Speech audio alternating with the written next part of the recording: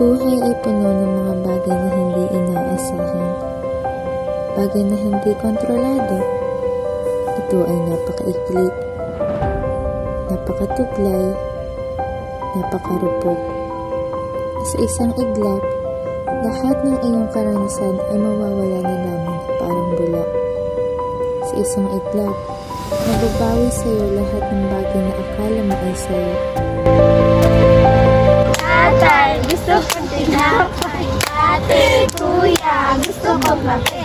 Lahat ng gusto ko ay susundin. Saglit nga lang. Uy, bakit ka umiyak? Wala kasi ako kalaro mo eh. Yun lang eh. Tara, lalaro tayo.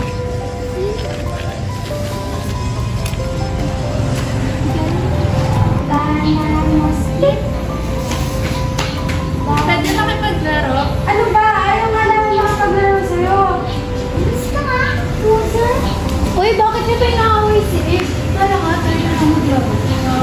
Bad kayo. Banana split. Tara, pasok tayo sa bahay namin.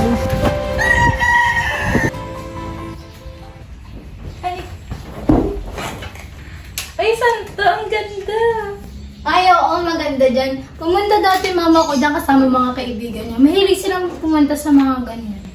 Gusto ko din pumunta dito. Ito yata yung sinasabi ng matatanda na kapag na pumunta dyan yung magkaibigan, magiging best friends forever. Wow, talaga ba? Gusto ko din pumunta dyan. Punta tayo dyan paglaki natin, ha? Sige ba? Promise? Promise.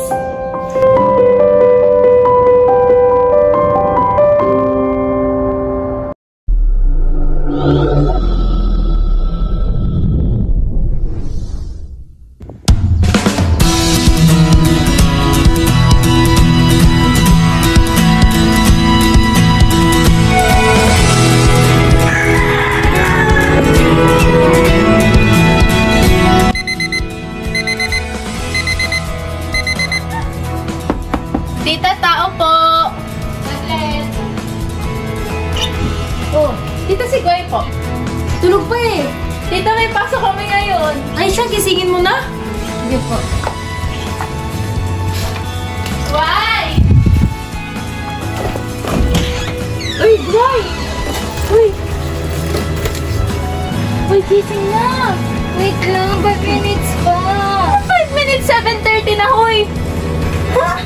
Ba't hindi mo sinabi sa akin agad? Sino ba yung kausap mo? Sakay ka nga muna. Wala lang to.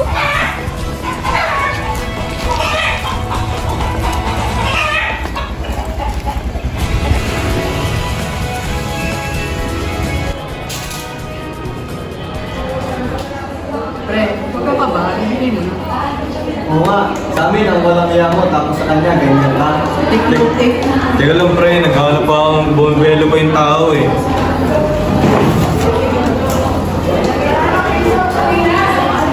Pinay, para sa'yo.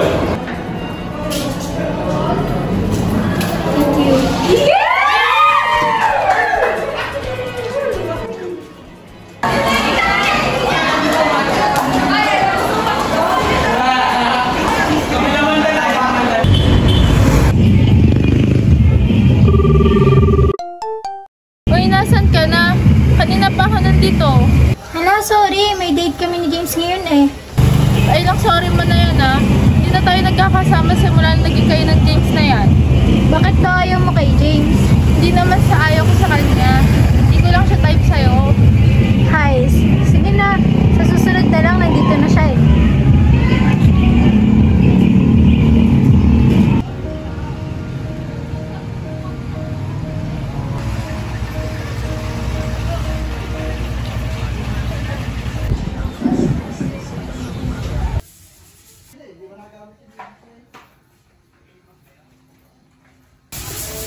Uy, hi! Anong dala mo? Pagkain. Oh, merienda. Wow, thank you ha. Kayo pa ba ni James? Oo naman, bakit nakatanong? Wala lang. Nasaan siya? Nasa basketball court sila ng mga kaibigan niya. May liga kasi sila sa linggo eh. Akala ko kasi nakita ko siya kanina. Baka mawala. Baka nga. Nood tayong TV. Sige.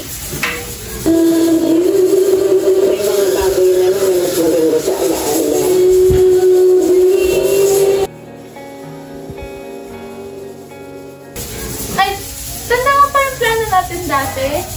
Ha? Anong plano? Di ba aakit tayo sa mga silon? Oo naman. O ano ng plano? Kailan tayo pupunta?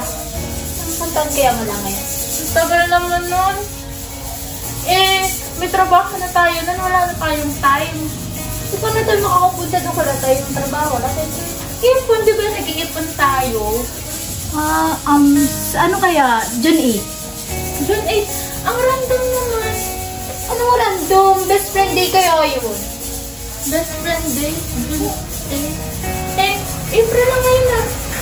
Hindi mas maaga, mas maganda. Sige, punta tayo, promise. Promise.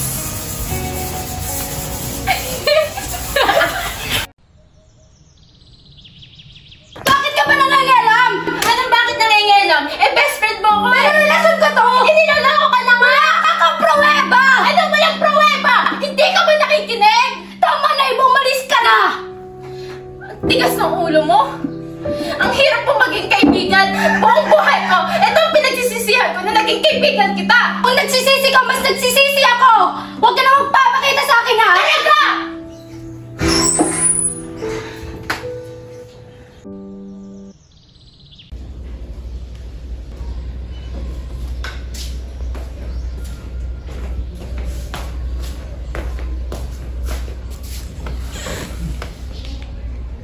Nak, parang ilang linggo na hindi napunta si Gwyneth dito ah.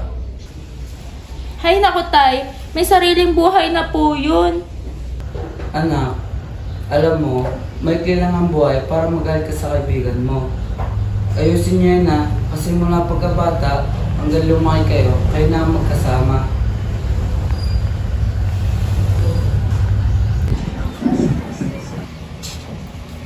Happy Best Friends Day, Eve. Dami na aksidente ngayon. Maalis lang po ako. Bibili po akong cake kapag hand ko si Eve. Ayos na kayo? Mag-ayos pa lang. Sige, mag-iingat ka. Sige po.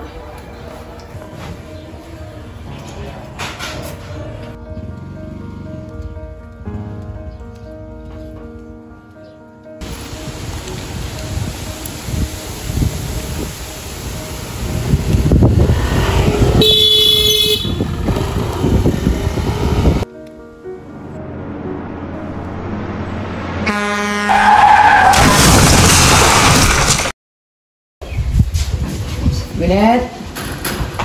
Gwyneth, umuwi ka na. Patating na nanay mo.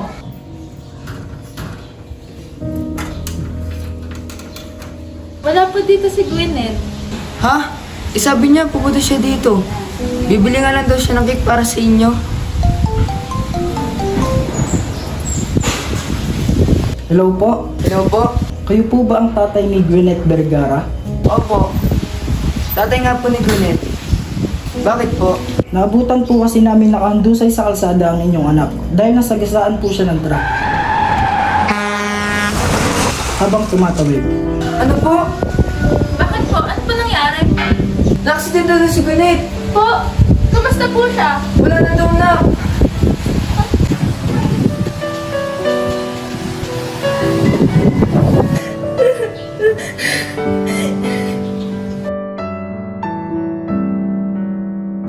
Gwyneth?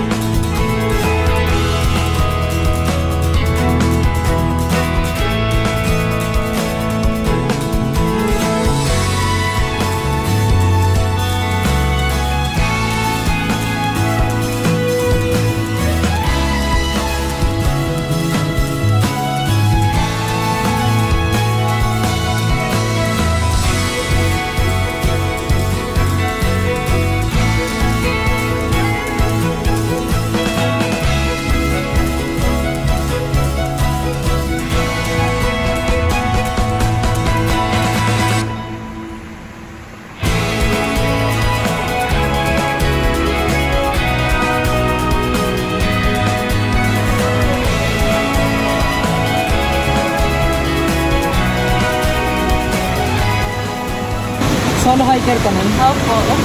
Bakit ka pupunta doon? Ito pa rin ang pangako.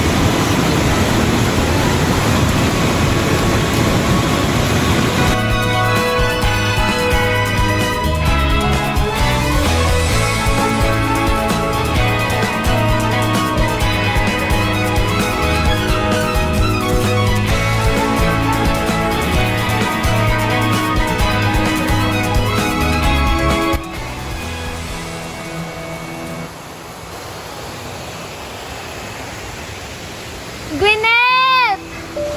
Naririnig mo ba ako? Nandito na ako, oh.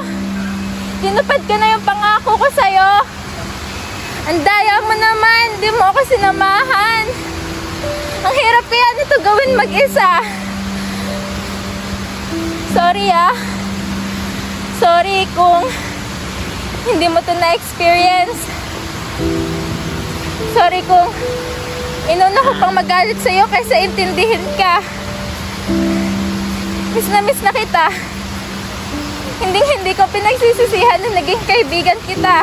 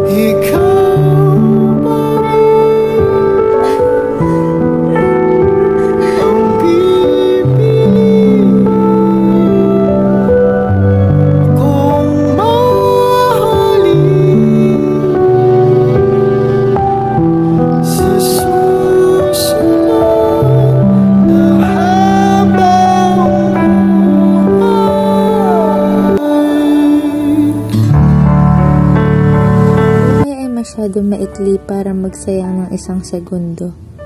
Huwag nating intayin na mawala pa sa atin ang isang bagay upang bigyan ito ng kahalagahan. Mabuhay tayo araw-araw na para bang ito na ang huling araw ng ating buhay. Mahalin natin ito habang tayo'y masaya, malungkot, pagod, galit, at takot.